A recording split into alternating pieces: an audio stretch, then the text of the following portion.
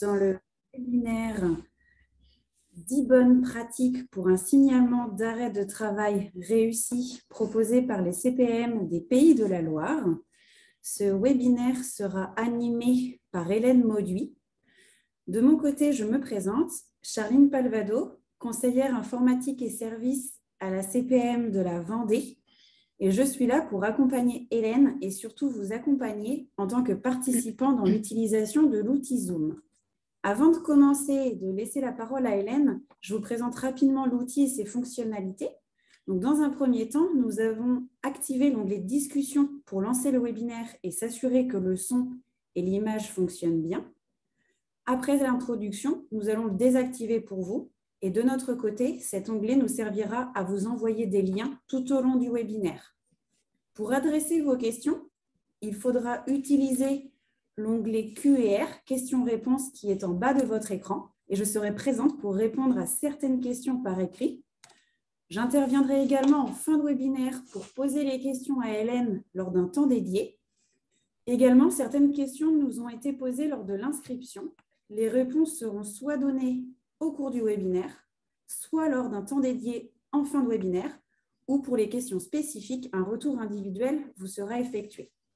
Pour information, vous avez dû accepter un message concernant l'enregistrement du webinaire. Sachez que seul le support de présentation et la vidéo des animateurs sont enregistrés. Cela nous permettra de pouvoir vous proposer un replay. Je vous souhaite à tous un très bon webinaire. Bonjour à tous. Donc, comme le disait ma collègue Charline, je m'appelle Hélène Mauduit, je suis conseillère informatique et services à la caisse primaire de la Vendée. Donc, notre mission au quotidien, elle est de vous accompagner dans les déclarations sociales et dans la prise en main, notamment, des signalements d'arrêt de travail en DSN.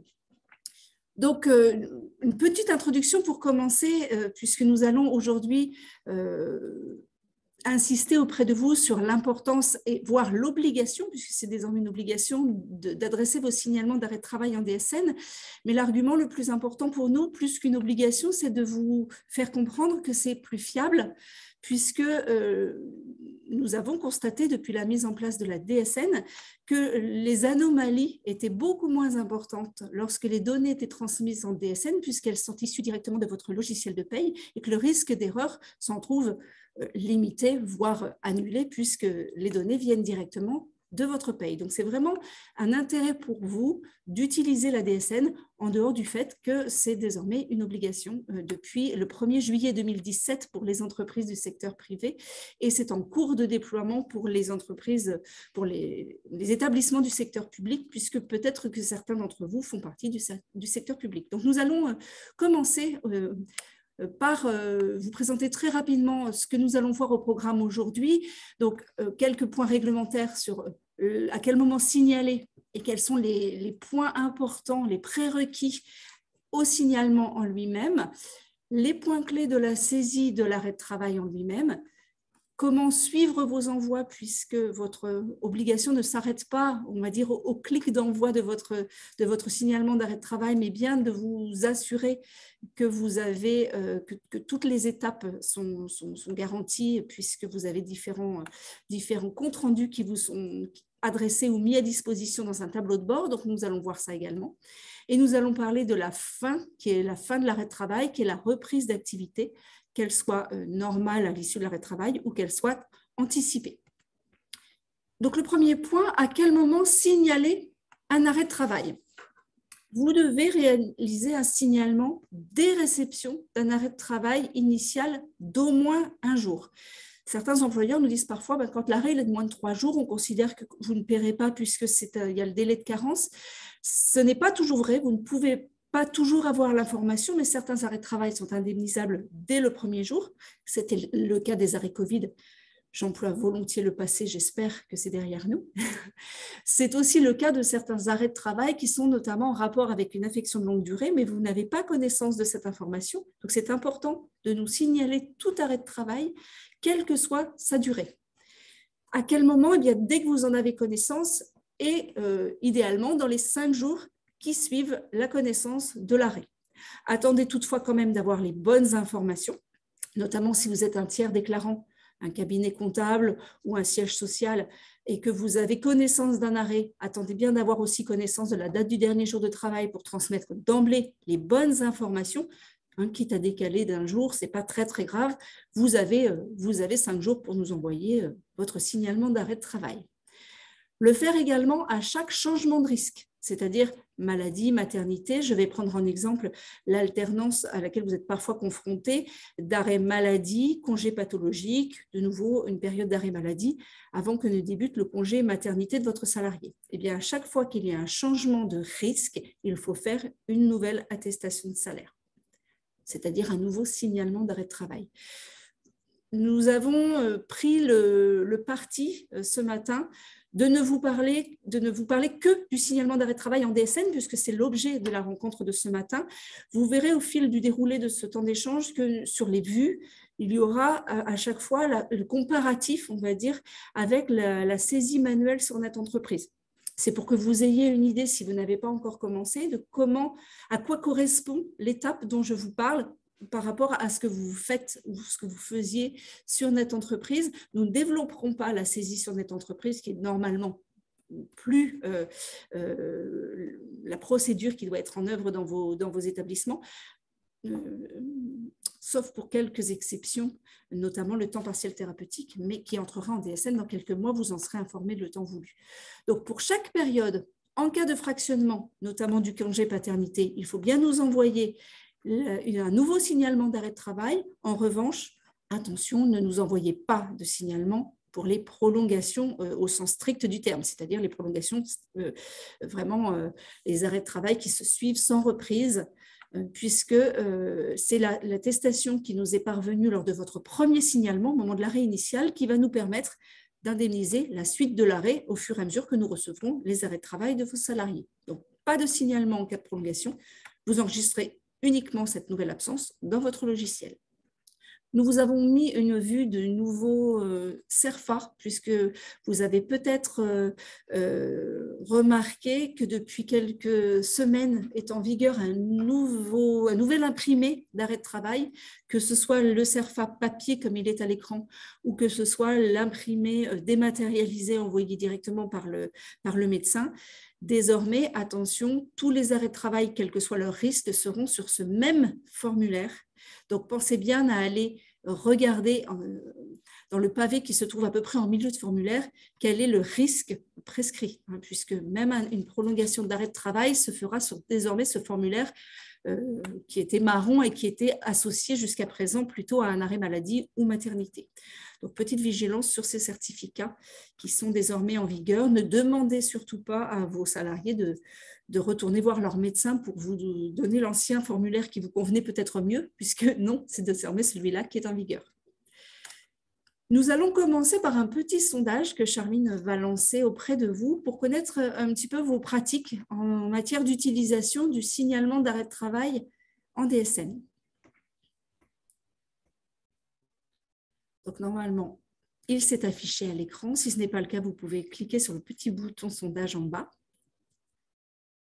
Apparemment, vous l'avez bien puisque je vois déjà un certain nombre de réponses apparaître.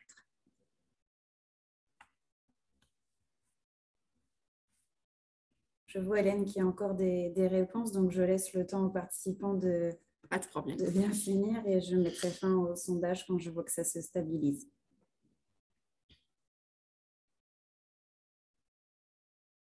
Je vais afficher les réponses et je partage les résultats avec vous. Est-ce que c'est bon, Hélène? Tu vois bien? Je vois bien. Donc, a priori, plus de la moitié d'entre vous utilisent déjà le signalement d'arrêt de travail en DSN. Donc, c'est plutôt une bonne nouvelle. Les éléments d'échange que l'on aura ce matin vont vous permettre de consolider déjà vos connaissances sur ces points-là, voire d'apprendre de nouvelles choses, on l'espère également. Donc, la plupart d'entre vous utilisent déjà le signalement d'arrêt de travail en DSN dès que possible, c'est très bien. D'autres de manière ponctuelle, donc vous allez voir ce matin que vous allez pouvoir généraliser votre pratique de signalement d'arrêt de travail en utilisant la DSN. Et pour un certain nombre d'entre vous, vous ne l'utilisez pas encore. soit parce que vous avez un logiciel qui n'est pas encore prêt ou parce que vous venez tout juste d'entrer dans le dispositif au niveau des DSN mensuels. Donc, vous allez très prochainement pouvoir démarrer et nous serons là pour vous accompagner. Donc, voilà, nous allons pouvoir continuer.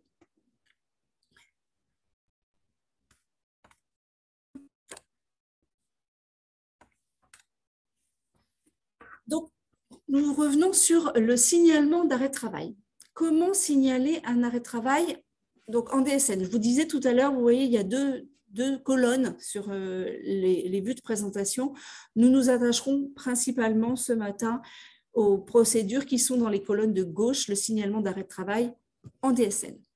Donc, lorsque vous avez un logiciel de paye qui est compatible, c'est le cas pour la plupart d'entre vous puisque vous avez déjà démarré, vous allez pouvoir soit déposer votre fichier issu de votre logiciel de paye sur NetEntreprise. C'est une des modalités, on va dire, d'envoi de vos fichiers DSN, c'est un dépôt sur NetEntreprise, mais la plupart des éditeurs ont désormais développé la possibilité d'envoyer directement ce qu'on appelle en machine to machine ou en EDI, le fichier depuis votre logiciel de paye vers les outils de paiement de la caisse primaire d'assurance maladie. C'est désormais le moyen le plus répandu et le plus rapide et le plus simple.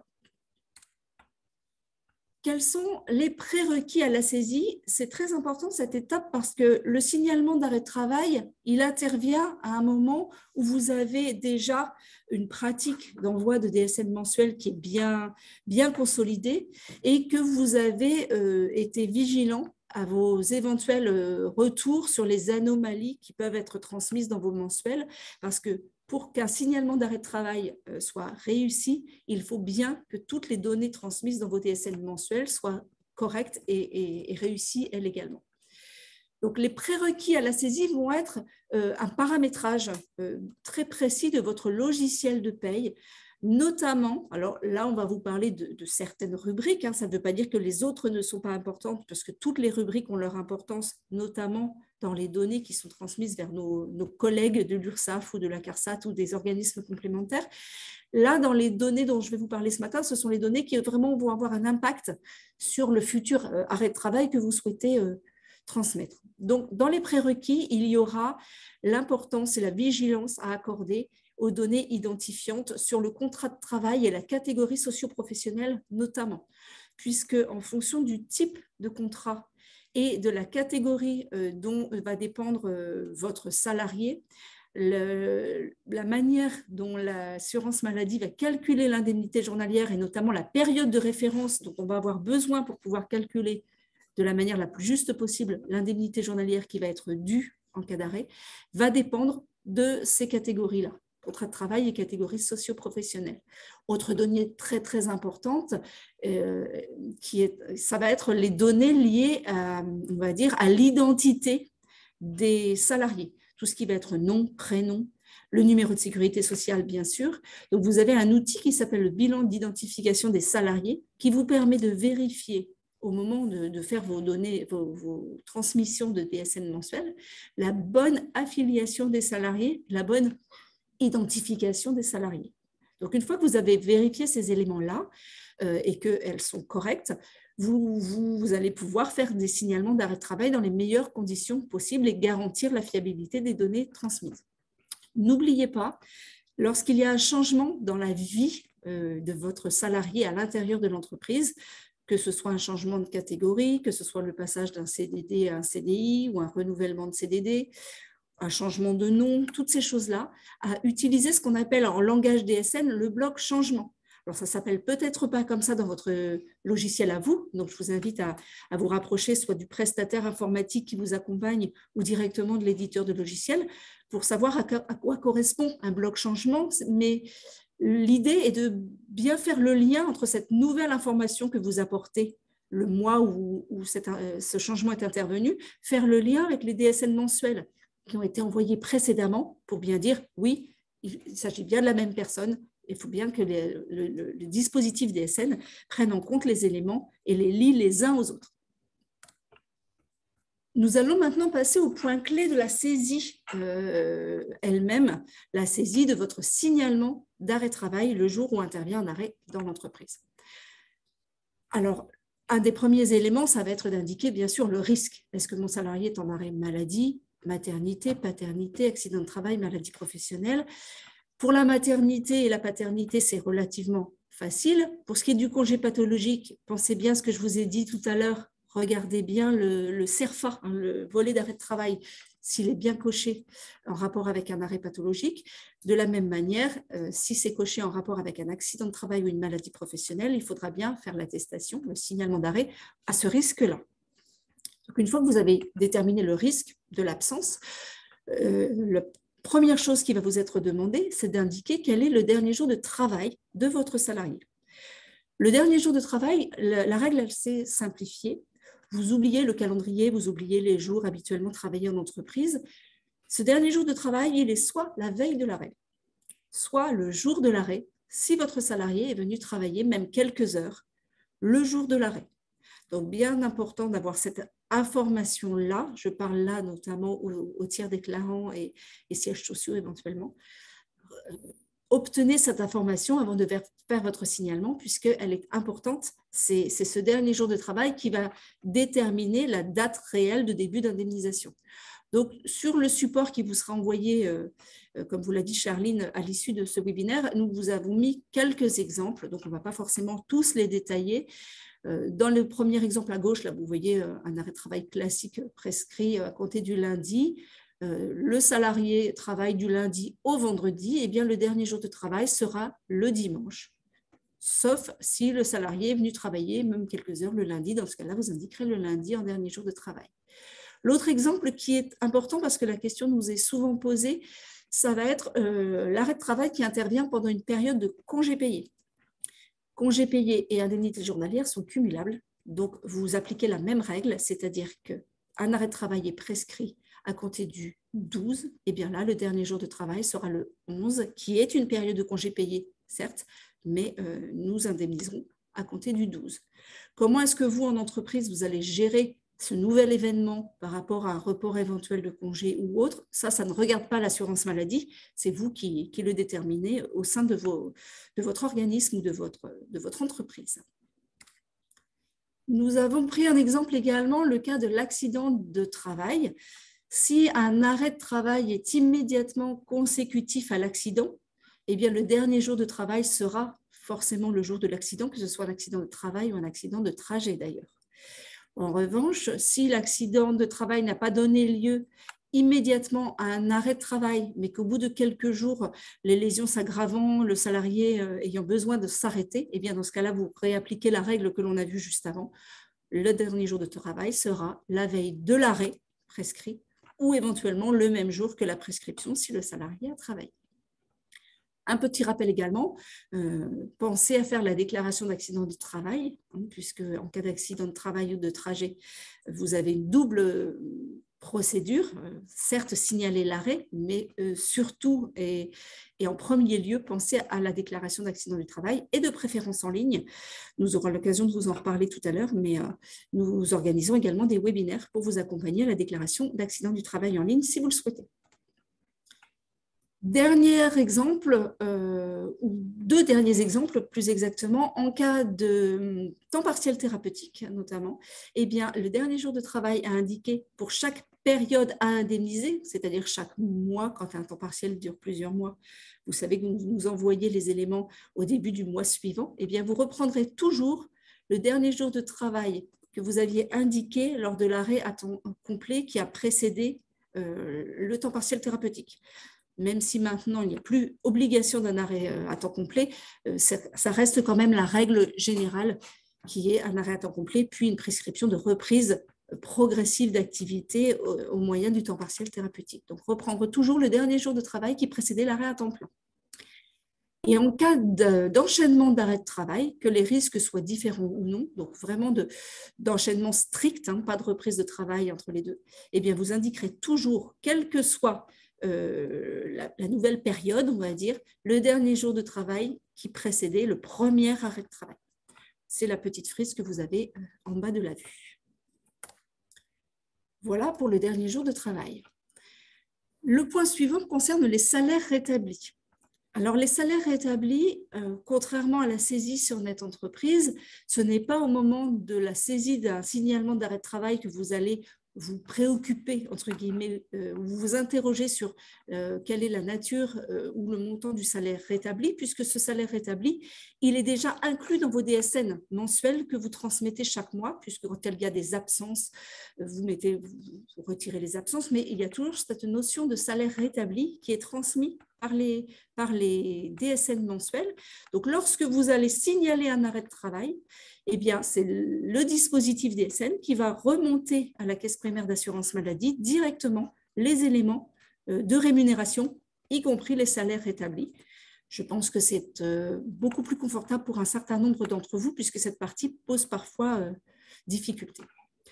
Donc, le salaire rétabli, on vous a montré sur cette vue comment ça se présente en reconstitution d'attestation de salaire, puisque finalement, le signalement d'arrêt de travail, c'est un autre canal d'envoi. C'est un flux qui est différent, mais pour l'assurance maladie, c'est une reconstitution d'attestation de salaire qui se présente de la même manière que lorsque vous le faisiez sur Net Entreprise ou si vous le faites encore sur Net Entreprise. Donc, le salaire établi, eh bien, il se présente dans cette case complètement à droite et il indique quelle est la rémunération soumise à cotisation, puisque notamment maladie, on part toujours du brut soumis à cotisation, en accident de travail également. Quel est le salaire normal que le salarié aurait perçu s'il avait travaillé normalement sur la période de référence? Quand on dit normalement, ce n'est pas toujours du temps complet, c'est normalement par rapport à son contrat de travail à lui. Donc, gros avantage à utiliser la DSN, ça va être sur cette partie-là, les salaires rétablis. Donc, comme je vous le disais, en DSN, comme c'est plus simple, c'est directement remonté. Pour information quand même, pour ceux qui voudraient regarder d'un peu plus près où ça se situe, les salaires établis dans vos mensuels correspondent au bloc S21 G0051011 et la rubrique 003, salaire rétabli, c'est le salaire de base. Vous avez peut-être remarqué que depuis fin janvier, il y a eu une évolution dans les données qui sont transmises. Alors, ces données, elles ont pu être contraignantes pour les personnes qui sont encore en saisie manuelle sur Net Entreprise parce que vous avez eu l'impression de ne plus pouvoir faire ce que l'on vous demande de faire depuis des années, c'est-à-dire rétablir le salaire pour motif nouvelle embauche. Il y a eu effectivement une évolution. C'est un des points aussi vous incitant à utiliser le dispositif DSN, c'est que ces salaires rétablis au motif nouvelle embauche le sont grâce au dispositif DSN, mais le dispositif DSN, il nous permet également d'aller récupérer les éléments de rémunération des éventuels contrats clos chez des employeurs qui précédaient l'embauche et de permettre un calcul d'indemnité journalière qui soit plus juste. Donc, je vais faire une petite exception à ce que je vous ai dit tout à l'heure. Je vais vous parler de la saisie sur Net Entreprise. N'insistez pas pour rétablir le salaire sur les mois qui précèdent l'embauche. Ce n'est plus possible. Il ne faut pas le faire. C'est bien normal de ne pas rétablir. Vous rétablissez uniquement le mois de l'embauche en lui-même s'il n'est pas complet. Pour les autres mois, c'est la caisse primaire qui va récupérer les éléments auprès du salarié. Et si vous le faites en DSN, c'est encore mieux puisque ces éléments nous seront remontés par la DSN. Autre point clé de la saisie, toujours dans la DSN mensuelle, ça va être tous les éléments de rémunération, notamment les primes ou 13e mois, ou tous les éléments un peu plus exceptionnels qui n'entrent pas dans le salaire de base, qui nous sont remontés à l'occasion d'un arrêt de travail pour motif accident du travail ou maladie professionnelle. Vous voyez sur cette vue la reconstitution de l'attestation de salaire et également la manière dont ça se présente lorsque vous le saisissez. On vous demande le salaire brut soumis à cotisation du mois qui précède l'arrêt de travail, le dernier jour de travail plus exactement. Petit rappel, au cas où vous l'auriez oublié, attention, dans la partie qui suit immédiatement le salaire brut soumis à cotisation, on vous demande d'indiquer le montant des cotisations qui se réfère à ce salaire. Depuis 2015, il est désormais forfaitaire, quel que soit le montant appliqué dans votre entreprise. Le taux de cotisation à indiquer, il est bien de 21% du brut soumis à cotisation. Donc, petit rappel en passant. Avantage, la DSN le fait pour vous. Et dans une troisième étape, on va dire, on vous demande également d'indiquer tout ce qui va être élément de rémunération, on va appeler ça prime ou accessoire de salaire, qui serait versé dans les 12 mois qui précèdent le dernier jour de travail, en indiquant la date de versement, la périodicité, le montant et également, du coup, la part de cotisation. Eh bien, ces éléments-là ne sont pas indiqués forcément au moment de votre signalement d'arrêt de travail, puisque, comme je vous le disais tout à l'heure, il n'y a aucun élément de rémunération qui sont à indiquer lorsqu'on signale l'arrêt de travail. Donc, vigilance accrue lorsque vous faites vos payes et que vous envoyez vos DSN mensuels, à bien indiquer, lorsqu'il y a une prime, sa date de versement, la périodicité à laquelle elle se rattache. Attention, certains éditeurs, pour l'instant, ne le proposent pas encore et ça pose quelques difficultés sur les attestations de salaire. N'hésitez surtout pas, en tant que client, à dire à votre éditeur de logiciel, il faut impérativement que la périodicité soit indiquée. Donc, une évolution devrait intervenir, je pense, rapidement, mais vous pouvez leur en faire part. Donc, date de versement, périodicité, montant, c'est ce qui permettra, lorsqu'arrivera un accident du travail, je ne vous le souhaite pas, mais ça peut arriver dans votre entreprise, et que vous ferez votre signalement d'arrêt de travail, que soient bien remontés tous les éléments de rémunération nécessaires au calcul de l'indemnité journalière. Si cette partie prime n'est pas remontée, on risque de calculer une indemnité journalière qui sera inférieure à ce qu'elle devrait être, donc c'est dommage. Donc, bien faire remonter ce besoin, si vous n'avez pas encore cette possibilité, auprès de votre éditeur ou prestataire. Ces éléments de prime sont à indiquer dans le bloc numéro 52 S21 G0052 DDSN mensuel, si vous avez besoin de vous y référer ou d'y faire référence plus exactement auprès de votre éditeur ou de votre prestataire. Depuis fin janvier 2022 également, un des gros avantages de l'envoi des signalements d'arrêt de travail, accident du travail ou maladie professionnelle par le dispositif DSN, il est celui-ci que je vais vous décrire, c'est que vous allez, sans vous en rendre compte, générer certes une attestation accident du travail, maladie professionnelle, mais également générer une attestation de salaire maladie qui va permettre le paiement provisionnel, c'est-à-dire en attendant la reconnaissance éventuelle de l'accident, puisque cette instruction peut durer quelques semaines, voire quelques mois pour la maladie professionnelle. Eh bien, lorsque vous faites votre signalement en accident de travail ou maladie professionnelle, vous allez générer une attestation de salaire en maladie qui va permettre au service de la CPAM de faire ce paiement sur la base maladie en attendant la reconnaissance. Lorsque vous le faisiez sur notre entreprise, bien souvent, vous aviez un message vous invitant à faire cette attestation de salaire en maladie pour qu'on puisse payer. Eh bien, ce n'est plus la peine de le faire si vous êtes en DSN. Les deux nous parviendront en même temps. Nous allons faire un petit focus ce matin également sur la subrogation. C'est un point qui est important et qui génère parfois des difficultés, notamment pour vous en gestion de paye et de régularisation, si les informations liées à la subrogation ne sont pas correctes d'emblée.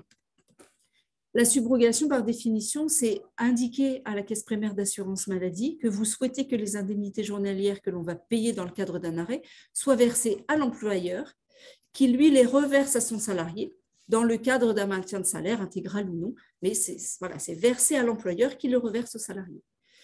C'est très, très, très important d'indiquer d'emblée les périodes de subrogation maximum, quelle que soit la durée de l'arrêt de travail. Je m'explique, vous vous dites lorsque vous avez un arrêt, voilà, si mon salarié doit être arrêté pendant longtemps, pendant combien de temps, moi, employeur, je demande le versement des indemnités journalières à l'entreprise et non aux salariés. Ce qui peut vous y aider, ça va être tout ce qui va être convention collective, accord d'entreprise. Un autre élément, notamment pour les CDD, c'est de vous dire, voilà, je sais que ce salarié-là a une fin de contrat à telle date, vous savez qu'il ne sera pas renouvelé, eh bien vous pouvez mettre la date de fin de contrat. Sinon, les dates prévues par l'accord ou la convention collective, n'ayez pas de crainte, même si vous indiquez 1 an et demi de subrogation, le jour où nous ne recevons plus d'arrêt de travail, il n'y aura plus de paiement. Petite vigilance, je fais une deuxième exception, si vous devez saisir sur cette entreprise euh, il n'y a plus de… Enfin, vous êtes dans l'obligation, plus exactement, de renseigner les coordonnées bancaires. Attention, nous recevons beaucoup de coordonnées bancaires erronées de la part d'entreprises. Et à partir du moment où nous recevons une attestation avec des coordonnées bancaires qui sont différentes, même à un chiffre près, de celles que nous avons dans nos bases, nous sommes dans l'obligation de considérer que c'est une demande de changement de RIB. Donc, nous changeons vos coordonnées, probablement à tort. Donc, soyez vraiment, vraiment vigilants si vous devez saisir une attestation de salaire sur notre entreprise avec une demande de subrogation, vérifiez bien les coordonnées bancaires que vous renseignez parce que ça risque de poser des difficultés à la fois au service de la CPM qui ont déjà une charge de travail importante ces derniers mois avec les différentes vagues Covid, mais qui en plus risque de poser des difficultés, soit parce qu'on va vous régler sur un RIB qui est un ancien RIB, un compte clos ou autre, c'est toujours embêtant, voire ne pas régler du tout parce que le RIB est erroné et engendrer un délai de paiement pour l'entreprise important. Donc, vigilance sur ce point particulièrement. Nous allons utiliser deux autres petits sondages, un sur le dernier jour de travail, un autre par rapport à la subrogation, juste pour vérifier que les éléments que l'on vient de partager sont bien compris de tous. Charline, je te laisse lancer le sondage. Je lance dans un premier temps celui sur le dernier jour de travail. Donc, on va le lire. Votre salarié est en arrêt de travail à compter du lundi 21 mars 2022. Quel est le dernier jour de travail à indiquer? Je vois que ça répond toujours, Hélène. Je laisse encore un petit peu de temps. Ça a l'air de se stabiliser. Je vais mettre fin au sondage et pouvoir partager les résultats. Et je partage les résultats. Alors, 92% d'entre vous ont répondu qu'en cas d'arrêt de travail, le lundi 21 mars, le dernier jour de travail indiqué, est le 20 mars. C'était la bonne réponse. Il y avait un petit piège parce qu'il y aurait pu y avoir également le lundi 21 mars parce qu'on aurait pu se trouver dans une situation où le salarié travaillait le 21 mars. Mais de toute façon, dans tous les cas, ce n'est pas le vendredi 18 mars. C'était soit le dimanche, soit éventuellement le lundi si le salarié a travaillé. Donc, la grosse majorité d'entre vous avait bien répondu. Bravo. Je change de sondage et je mets le sondage sur la subrogation. C'est parti. Lorsque vous pratiquez la subrogation, les dates à indiquer sont alors soit la période maximale prévue dans la convention collective ou l'accord d'entreprise, je ne sais pas si la phrase complète s'affiche, c'est pas sûr, ou bien les dates de l'arrêt en cours. Ça répond encore, Hélène. Je laisse encore quelques petites secondes. Oui, il y a une très nette tendance qui se dégage. Oui. Et je suis contente parce que la tendance est plutôt la bonne réponse. Allez, je mets fin au sondage et je partage les résultats. Donc, vous avez à 95% d'entre vous répondu que la période maximale, que la période de subrogation, indiquée sur votre signalement d'arrêt de travail, c'est bien la période maximale prévue dans la convention collective ou l'accord d'entreprise ou éventuellement la fin de contrat de votre salarié. Bravo. Donc, nous avons terminé la partie sondage. Nous allons pouvoir enchaîner sur les pièces justificatives. Vous avez peut-être remarqué également depuis la nouvelle version de Net Entreprise de fin janvier 2022 qu'il y a une évolution qui est intervenue. Nous allons procéder à un autre petit sondage pour savoir quelles sont vos pratiques.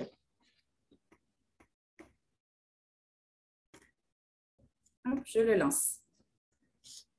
Comment transmettez-vous vos pièces justificatives aujourd'hui?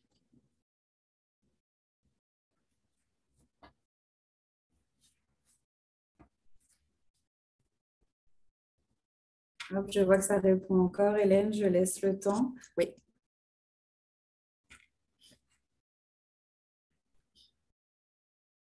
Assez mitigé.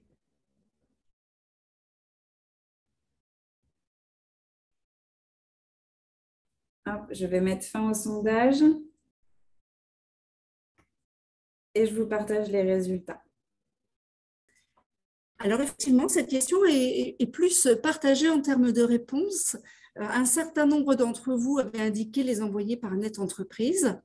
Un plus grand nombre, vous dites que vous les envoyez à l'adresse mail dédiée aux pièces jointes. On va en reparler tout à l'heure. Quelques-uns d'entre vous l'envoient par courrier et d'autres par un autre canal. Quand on dit un autre canal, effectivement, il peut exister au sein de vos caisses quelques modalités qui ont pu vous être communiquées selon les caisses. Donc, on ne va pas en parler ce matin. À partir du moment où vous avez vérifié que cet autre canal est toujours bien en vigueur dans la caisse du salarié qui est concerné par l'arrêt, il n'y a pas de souci. Mais globalement, ce qu'on va voir ensemble ce matin, c'est qu'il y a la préconisation. Elle est vraiment d'adresser les éventuelles pièces justificatives, qui sont très peu nombreuses maintenant, on va le voir également, à l'adresse mail dédiée aux pièces jointes. Pour celles et ceux qui ont répondu qu'ils les envoyaient par Net Entreprise, ce n'est plus le cas, ce n'est plus possible depuis fin janvier. On parle bien de l'attestation de salaire, puisqu'il y a d'autres déclarations qui sont faites sur Net Entreprise pour lesquelles vous avez encore la possibilité de joindre des pièces. Ça ne change pas. Mais pour les attestations de salaire sur Net Entreprise, il n'y a plus possibilité d'envoyer de pièces jointes. C'est bien une adresse mail. On va en parler maintenant. Donc, le sondage peut être fermé. Et je vais évoquer avec vous les modalités d'envoi d'une pièce jointe. Dans quel cas, d'abord, est-ce qu'il faut envoyer une pièce justificative en plus du signalement d'arrêt de travail? Ces cas, ils sont extrêmement rares. Ils sont même presque, maintenant quasiment plus qu'une seule situation, ça va être le congé paternité ou éventuellement le congé d'adoption. Donc, on va prendre l'exemple du congé paternité. Vous avez, depuis la mise en place de ce nouveau congé paternité au 1er juillet dernier, votre salarié a désormais la possibilité de le prendre de manière fractionnée en plusieurs périodes. Votre obligation à vous, elle va être de faire un signalement d'arrêt de travail paternité à chaque nouvelle période et d'envoyer à chaque nouvelle période le tableau qui correspond. Il est disponible sur amélie.fr dans un article dédié au congé paternité. Si vous allez en bas de l'article, vous trouverez le lien vers ce tableau de fractionnement. Les modalités vont changer, mais vous serez informé aussi dans les mois qui viennent des nouveautés. Donc, ce tableau de fractionnement, il est envoyé à chaque fois, même si vous pensez avoir transmis les périodes d'emblée, renvoyez-le à chaque attestation de salaire parce que les dates peuvent avoir changé et vous ne pouvez pas attester en mars qu'un salarié va prendre la deuxième période au mois d'avril ou mai, puisque on ne sait pas ce qui peut se passer entre les deux. Il y a donc désormais une adresse mail dédiée qui est utilisée par un certain nombre d'entre vous déjà et qui correspond à une adresse qui s'appelle DSNPJ comme pièce jointe ou pièce justificative. Et l'extension de l'adresse, ça va être le nom de la caisse primaire dont dépend votre salarié. Attention, voyez bien à la caisse du lieu de résidence du salarié, n'envoyez pas à la caisse du lieu de l'entreprise. Ça peut être une petite erreur qui est faite de temps en temps, mais c'est bien l'adresse du lieu de résidence du salarié. Sur la vue, on vous a mis les adresses mail des 5 départements, des régions, des Pays de la Loire, mais vous avez la possibilité d'accéder à la liste de toutes les caisses de France. Je crois que c'est prévu dans l'envoi. Je pense qu'on va vous donner ce lien dans l'onglet discussion tout de suite ou un peu plus tard, mais vous aurez accès à cette liste. Donc, c'est désormais la seule, on va dire la modalité d'envoi, les modalités d'envoi qui sont préconisées, la liste des pièces jointes sur dsnpj.cpm et le nom de l'adresse. Ça sera numérisé dans nos services pour être pris en compte avec votre attestation. On va considérer à ce point de notre échange de ce matin que votre attestation, votre signalement d'arrêt, il a été envoyé et que vous avez, s'il y a besoin, envoyé la pièce justificative sur l'adresse mail dédiée. Eh bien, pour autant, votre travail ne s'arrête pas là, puisque vous devez bien vérifier que ce que vous avez envoyé non seulement est conforme, mais a bien été réceptionné par l'assurance maladie. C'est ce que l'on va voir grâce aux outils de suivi, notamment le tableau de bord DSN. Ces différents contrôles auxquels vous allez que vous allez devoir regarder ces différents comptes rendus, différentes étapes d'avancée de votre transmission. Ils sont disponibles sur le tableau de bord DSN qui est soit directement intégré à votre logiciel de paye, c'est la majorité des cas maintenant, soit accessible depuis NetEntreprise. Donc, sur ce tableau de bord, vous allez pouvoir consulter les différents comptes rendus, le certificat de conformité qui vous dit bien que votre signalement, que le fichier que vous avez transmis conforme à la norme NeoDES qui est en vigueur. Normalement, les différentes mises à jour de vos logiciels vous le garantissent, mais ça peut être bien si vous avez une mise à jour de vérifier sur les premiers envois que le certificat de conformité est bien OK. Et vous avez ensuite deux autres étapes qui sont le bilan de traitement avec d'éventuelles anomalies qui concerneront l'impossibilité ou non ou la possibilité ou non pour le dispositif DSN de reconstituer votre attestation de salaire et de la distribuer à l'assurance maladie et particulièrement à la caisse primaire dont dépend votre salarié. Cette étape-là, elle est très, très importante parce que parfois, pour différentes raisons, la plus importante étant un manque d'historique, vous allez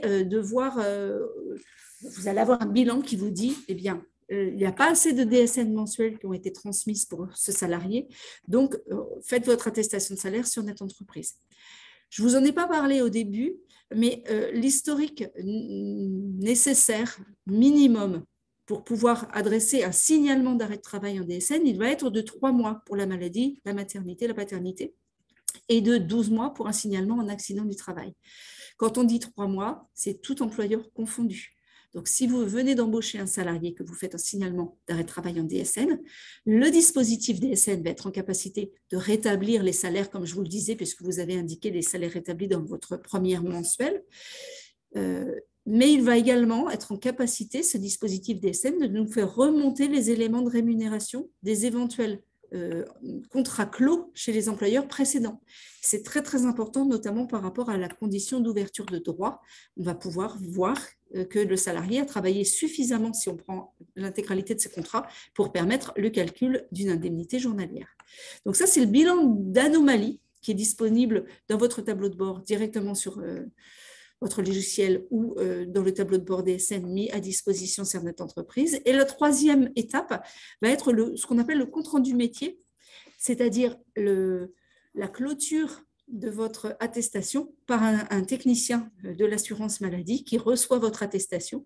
Soit le compte-rendu vous dit d'emblée que c'est réglé, qu'il n'y a rien de particulier, soit il va vous indiquer qu'il y a une anomalie ou une incohérence ou quelque chose qui comporte une erreur et vous indiquer qu'est-ce qui est attendu de vous.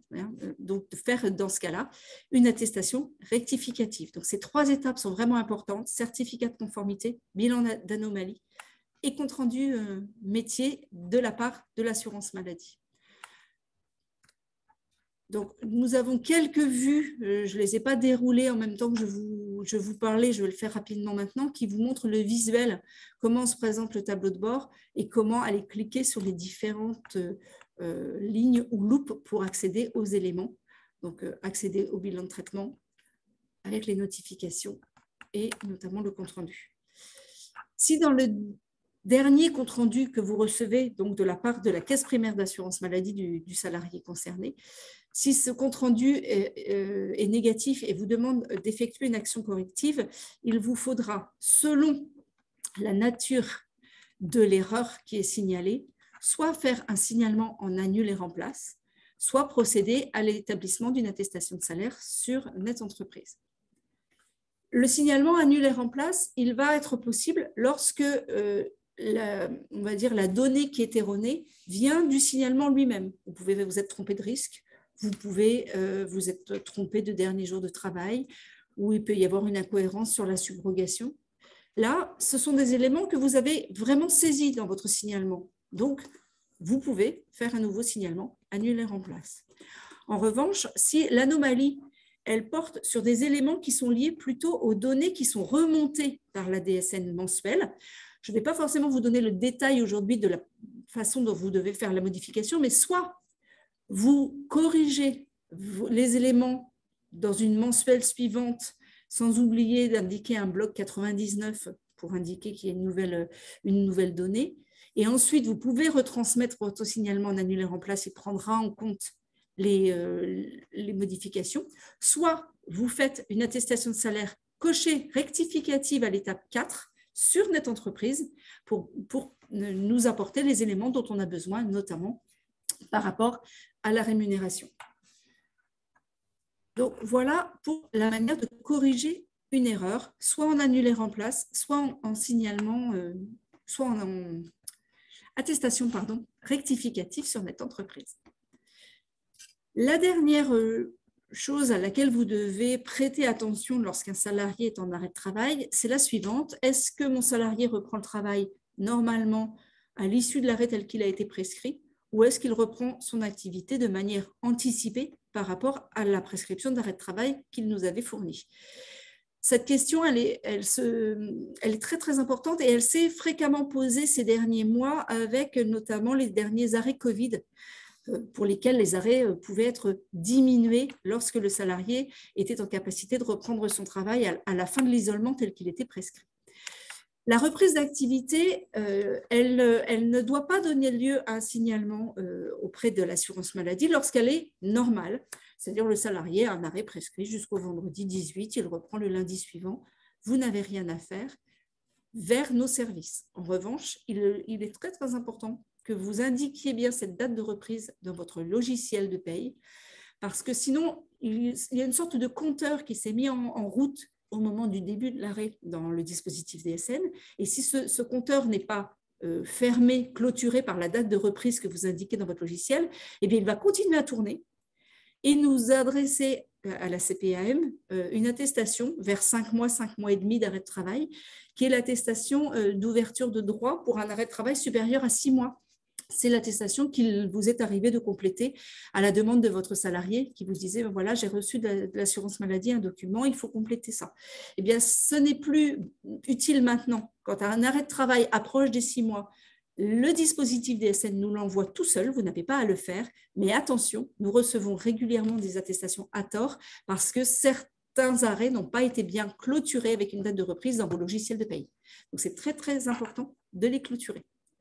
De la même manière, lorsqu'il y a des risques qui se succèdent, pensez bien à mettre des dates de fin pour chaque risque avant d'enchaîner, on va dire, sur l'enregistrement d'un risque suivant. On vous a donné l'exemple que l'on prend souvent de l'arrêt maladie, du congé pathologique, puis du congé maternité.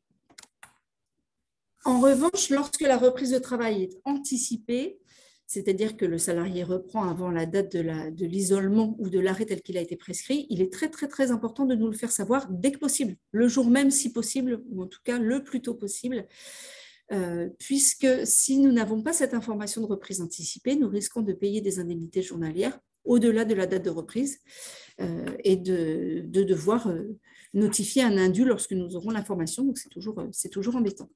Donc, n'hésitez pas surtout à nous l'envoyer le plus tôt possible. Je parle là aussi aux tiers déclarants, cabinets comptables, sièges sociaux, pour lesquels, lors de nos échanges réguliers, on apprend que vous avez parfois cette information au moment où vous faites la paye. C'est un peu tard. Vraiment, il est important que les employeurs, les entreprises vous fassent part de cette reprise anticipée dès qu'elle a lieu. Donc, n'hésitez pas à porter ce message aussi auprès d'eux. Donc, reprise anticipée grâce au signalement dédié au DSN qui existe également sur notre entreprise. Voilà, nous arrivons au terme de notre présentation de ce matin. Sur cette dernière petite vue, vous avez un récapitulatif avec les 10 conseils, ou comme le disait le titre, les 10 bonnes pratiques à retenir. Donc, signaler tout arrêt à chaque changement de risque, à chaque changement de période. Le numéro 2, vérifier les données identifiantes, utiliser les blocs changements s'il y a lieu.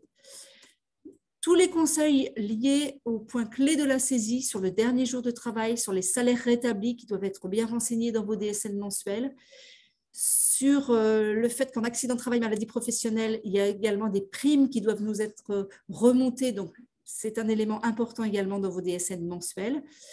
Tout ce qui va être lié à la subrogation, les périodes maximum à indiquer et comment nous faire suivre les pièces jointes. Le point suivant, c'est tout ce qui suit le signalement lui-même, comment vous suivez. Donc, n'hésitez pas, lorsque vous subrogez, à d'abord aller consulter votre bordereau de paiement d'indemnité journalière, soit sur Net Entreprise, soit grâce à l'intégration directement dans votre logiciel de paye des bordereaux, puisque c'est désormais possible pour certains logiciels. Et comment corriger une erreur, soit en attestation dite rectificative, soit en DSN annulé remplace. Et le dernier point qui concerne la reprise d'activité, bien renseigner la date de reprise dans votre logiciel de paye après chaque arrêt de travail et ne faire un signalement d'arrêt que lorsque cette reprise de travail est anticipée. Nous arrivons au terme de la présentation. J'espère qu'elle aura répondu à la majorité de vos interrogations. Et je laisse la parole désormais à Charline qui a pu regarder ce que vous avez transmis comme question lors de ce webinaire. Alors, en effet, on a quelques questions, Hélène. Tout d'abord, il y avait une question sur les signalements en cas de prolongation, puisque quelqu'un nous dit, nous transmettons des signalements quand il y a prolongation.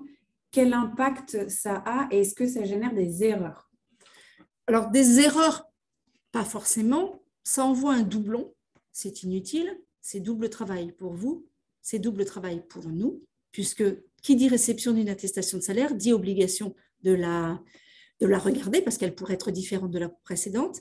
Et dans l'injection depuis votre outil vers nos outils à nous, elle va chuter cette attestation de salaire puisque les éléments sont déjà dans nos outils de paiement et il y a un technicien qui va obligatoirement devoir la regarder, voir s'il y a un élément différent et qui vous enverra un compte-rendu en vous disant que ce n'était pas utile. Donc, n'envoyez pas de signalement d'arrêt de travail en cas de prolongation.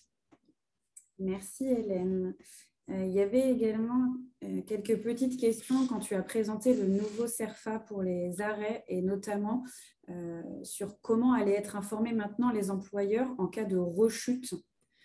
Alors, en cas d'accident de travail ou de maladie professionnelle, il existe toujours le certificat médical qui constate les lésions. Lui, il est obligatoire. Il ne vous est pas transmis en première instance lors d'un nouvel arrêt, d'un nouvel accident. C'est le certificat d'arrêt de travail qui est coché en rapport avec un accident ou une maladie professionnelle. En revanche, vous êtes informé, vous recevrez une copie de ce certificat en cas de rechute et de nouvelles lésions. Tout à fait, super. Merci Hélène. Il y avait une petite question. Alors, je me permets de la poser parce que je me dis que peut-être qu'il y a plusieurs employeurs aujourd'hui qui peuvent être confrontés à cette situation. C'est qu'en tant qu'organisme de formation, pour les stagiaires de la formation professionnelle, ils n'ont pas de logiciel de paye. Ils peuvent toujours continuer à utiliser Net Entreprise, il n'y a pas de souci. La DSN, pour ces gens-là, est-ce qu'elle est toujours… Comment on fait? Alors, elle est obligatoire pour tous. Donc, quand on n'a pas de logiciel de paye, malheureusement, j'ai envie de dire, vous devrez, comme un très, très grand nombre d'entreprises sur nos territoires, devoir déléguer probablement cette partie à un prestataire qui, lui, sera équipé du logiciel. Je ne vais pas vous mentir, actuellement, si vous saisissez vos attestations sur Net Entreprise, elles sont acceptées. Je ne sais pas si Net Entreprise, sur la partie attestation de salaire, perdurera le jour où tout sera intégré en DSN. Donc, réfléchissez quand même déjà à cette nécessité de déléguer, puisque je suppose que votre organisme a déjà des salariés. Donc, il y a des DSN mensuels qui sont faites pour les salariés de l'organisme de formation. Est-ce que la partie sur les stagiaires peut être déléguée également? Ça, ce n'est pas à moi de vous le dire, mais je vous donne quelques pistes de réflexion.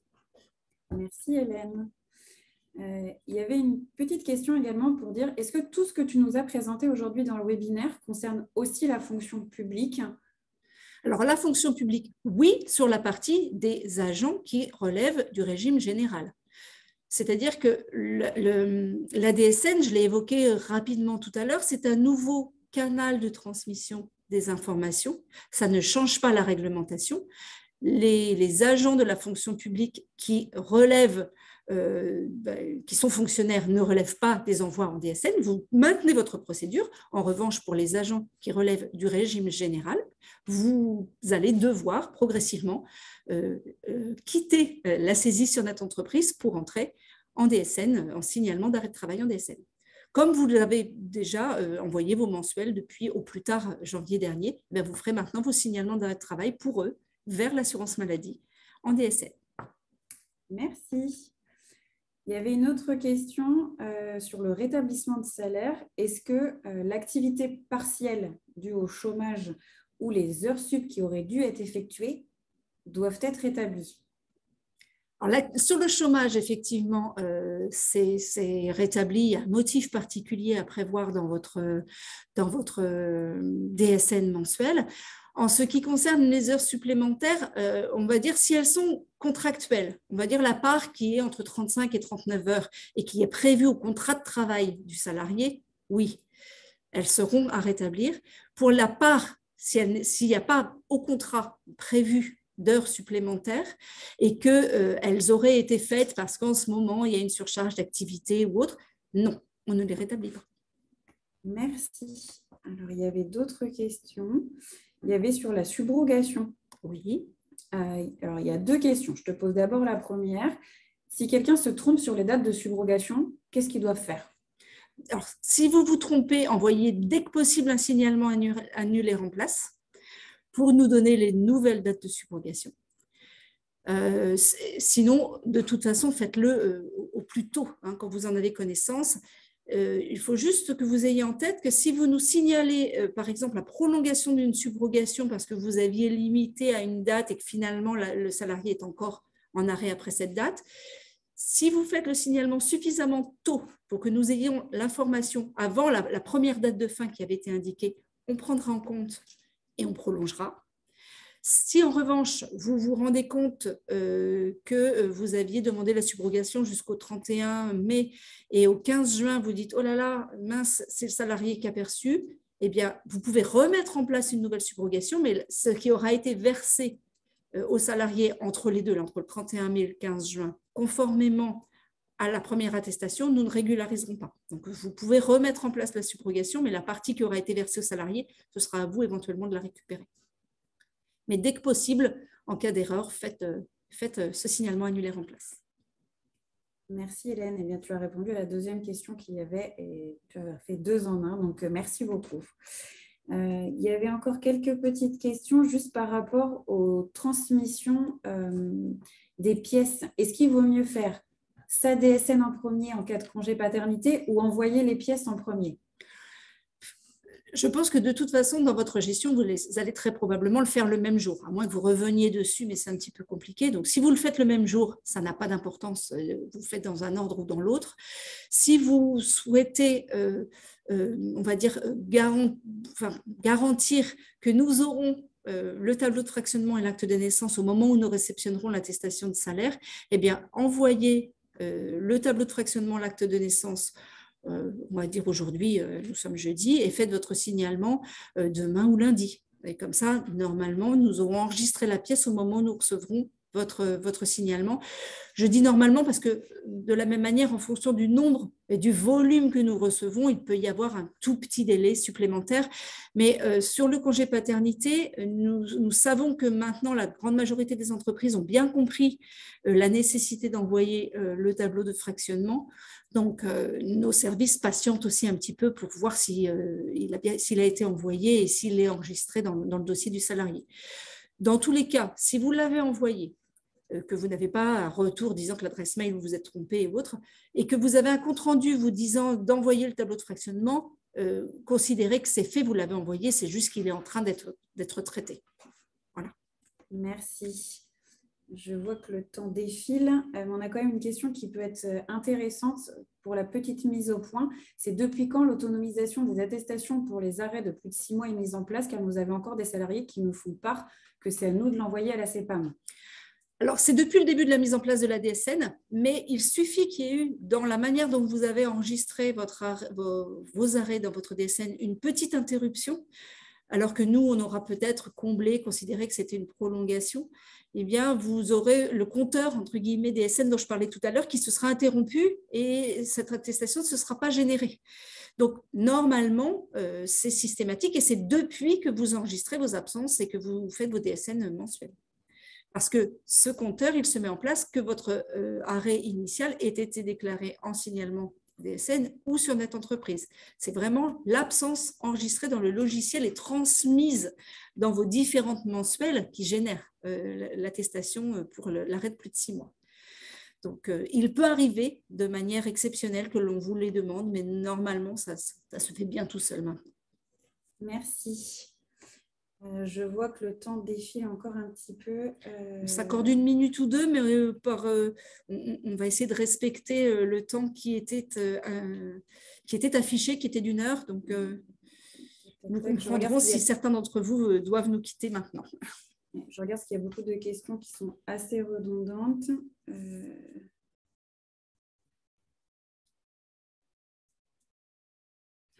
De toute façon, lorsqu'on va clôturer cet échange, si on voit que certaines questions très spécifiques n'ont pas été répondues, on se permettra de revenir vers vous. Alors, soit Charline ou moi pour les employeurs vendéens, soit nos collègues des autres départements si vous dépendez d'une autre caisse. On leur transmettra les éléments. Alors, il y a quelqu'un qui nous dit, qu'en petite observation, qu'ils ont une difficulté en tant que tiers déclarant, c'est de recevoir l'information du dernier jour de travail et de la date de reprise exacte du salarié qui a plusieurs employeurs. Et du coup, ça, c'est un petit peu compliqué de pouvoir faire, je suppose, dans les 5 jours. Quel conseil ? Alors, les 5 jours, certes, c'est une obligation, c'est ce que nous sommes censés vous donner comme information. Si toutefois, c'est ce que je disais tout à l'heure, l'information sur le dernier jour de travail, elle ne vous paraît pas très sûre. Au moment où vous faites le signalement, il vaut mieux attendre 1 jour ou 2 pour envoyer votre signalement. Le plus tôt est le mieux, certes, mais l'information fiable et sûre du premier coup, c'est encore plus important. Donc, c'est certainement, en tant que tiers déclarant, un discours à avoir avec vos entreprises clientes. Quand ils vous transmettent un arrêt de travail, vous pouvez, je ne sais pas, peut-être mettre en place un petit formulaire ou quelque chose. Quand ils vous transmettent un arrêt de travail, ils vous transmettent également la date du dernier jour de travail. C'est très, très important. C'était déjà le cas avant avec Net Entreprise. On ne parlait pas de délai d'envoi, effectivement, mais cette obligation d'avoir le bon dernier jour de travail, elle était déjà là. Ce n'est pas la DSN qui change les choses de ce point de vue-là. Donc, c'est à rediscuter en interne, mais c'est quelque chose vraiment d'important à mettre en place pour que vous ne soyez pas, vous, obligés de revenir vers l'entreprise, de les appeler, de leur refaire un mail. Enfin, c'est toujours un petit peu complexe. Ayez d'emblée la bonne information. De toute façon, ils vous envoient très probablement l'information de l'arrêt par mail, et bien qu'ils vous envoient en même temps l'information du dernier jour de travail. Il faut les éduquer aussi, un peu. Merci. Et on finira avec 2 petites questions. La première, c'est qu'elle est revenue plusieurs fois. C'est que le bulletin de situation en cas d'hospitalisation, est-ce que c'est au salarié de nous le transmettre ou est-ce que c'est à l'employeur? Et si c'est à l'employeur, par quel biais? Alors, le bulletin de situation, c'est un arrêt de travail, mais c'est vrai que dans certaines situations, soit parce que le salarié ne le sait pas, soit parce qu'il est... c'est une personne isolée, elle est hospitalisée, elle ne peut pas aller récupérer son document au bulletin des admissions. Mais c'est bien un arrêt de travail et comme tout arrêt de travail, ce n'est pas à l'employeur normalement de l'adresser, c'est plutôt au salarié. Toutefois, si vous l'avez et que vous vous rendez compte, ce n'est pas envoyé en première instance, vous considérez que ça a été envoyé, mais si vous vous rendez compte en vérifiant un paiement que l'arrêt de travail a été indemnisé mais qu'il manque la partie hospitalisation, dites-vous que probablement la caisse primaire n'a pas reçu le bulletin d'hospitalisation. Donc, soit vous envoyez par DSN-PJ, même si vous ne faites pas d'attestation, ça reste un moyen de nous transmettre, soit vous envoyez par l'éventuel canal de dépôt de pièces qui peut vous avoir été communiqué par votre caisse, selon les caisses où vous résidez, le document pour qu'il soit pris en compte et que l'on fasse la régularisation. Merci. Et la petite dernière question avant de laisser nos employeurs aller déjeuner. Lorsqu'un salarié retrouve un demi-traitement ou 0 traitement, que se passe-t-il pour la subrogation? Alors, Pour nous, le traitement ou le demi-traitement, j'ai envie de dire, on s'en fiche un peu. Alors, c'est un peu trivial de le dire de cette manière-là. Ce qui compte, c'est le montant de l'indemnité journalière qui a été calculé selon les droits du salarié sur la période de référence et la période de subrogation. Donc, si vous nous indiquez une période de subrogation à 6 mois, on vous paiera, vous, employeur, les indemnités journalières pendant 6 mois, quelle que soit la manière dont le traitement ou quel que soit le montant du traitement de l'agent. Je pense que si on parle traitement, demi-traitement, c'est que là, on a une question qui vient de la fonction publique. Donc, vous allez ensuite être vigilant, si vous subrogez, à bien reverser l'intégralité des indemnités journalières, parce que peut-être que cette indemnité journalière, à un moment, va se trouver supérieure au traitement que vous versez à votre agent. Donc, reversez bien la totalité de l'indemnité journalière, ou alors vous limitez d'emblée la subrogation à la période où vous maintenez le salaire à plein traitement et que lorsque la personne ne sera plus qu'à demi-traitement, c'est elle qui touchera les indemnités. Et dans ce cas-là, c'est vous qui nous l'indiquerez dans vos dates de subrogation. J'espère que c'est clair. Si ça ne l'était vraiment pas, n'hésitez pas à revenir vers le conseiller informatique et services de votre caisse. C'est peut-être nous la Vendée, je ne sais pas, mais sinon, vos interlocuteurs habituels dans vos départements pour qu'on vous réexplique tout ça. On clôture ici ou tu veux une petite dernière question? Si tu en as une très importante et dont l'intérêt sera là pour tous, et qui ne soit pas trop piégeante pour moi. C'est sur le DJT. Est-ce que si le DJT tombe un jour férié, est-ce qu'on indique le jour lié au contrat de travail? Non, c'est la veille de l'arrêt. Ça ne change rien. Le jour férié, c'est comme un dimanche. Donc, avec un arrêt de travail prescrit le lundi, par exemple, si le salarié ne travaille jamais le dimanche ou qu'il travaille le dimanche habituellement, ce sera ce dernier jour indiqué, la veille, ou éventuellement le jour de l'arrêt, s'il a travaillé le jour de l'arrêt. On va peut-être arrêter là pour les questions pour aujourd'hui au vu de l'heure. Comme tu as dit, on pourra faire un retour aux employeurs soit par mail, soit par téléphone, en fonction de votre lieu de résidence ou lieu de résidence de votre entreprise, plus exactement. Vous serez peut-être recontacté par nos collègues pour répondre à une question très spécifique si elle n'a pas été répondue ce matin. Merci beaucoup de votre présence, de votre participation. Nous espérons vivement que cela aura répondu à vos interrogations. N'hésitez pas à vous rapprocher de vos différentes caisses pour connaître les calendriers des webinaires éventuellement à venir ou ceux dont les replays sont mis à votre disposition si vous n'avez pas pu participer à un événement qui a été organisé récemment. Nous vous les mettrons à disposition. Je vais simplement, moi, comme petit mot de la fin, vous mettre dans la discussion le lien de notre portail employeur en Vendée, qui est un site qui regroupe l'ensemble des démarches et que vous pouvez trouver également le lien pour nous transmettre des réclamations, des pièces ou nous contacter nous en tant que conseiller informatique et services. Donc, je vous mets le lien de notre portail directement dans la discussion. Sachez que vous avez aussi l'onglet webinaire où vous pourrez retrouver notre replay et les prochains webinaires et également un espace prévention pour toute démarche que vous avez envie de faire au niveau prévention en santé dans vos entreprises. Je vous remercie et je vous souhaite une bonne fin de journée.